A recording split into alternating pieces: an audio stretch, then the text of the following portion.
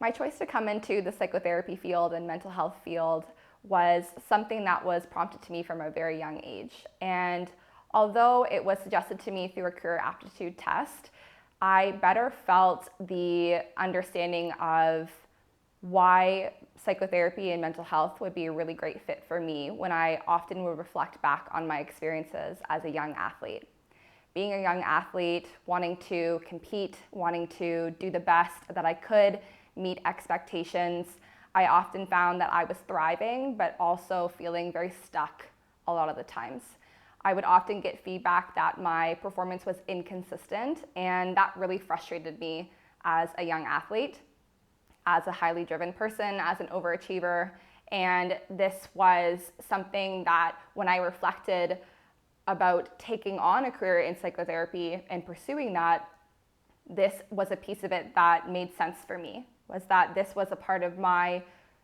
experience that helped me to better understand the power of being able to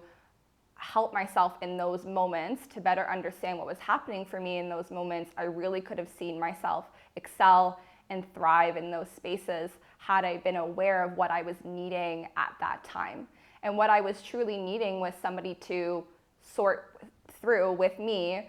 what I was experiencing emotionally, what I was experiencing mentally,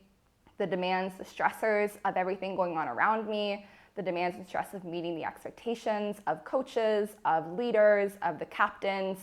and I needed someone to sit there with me.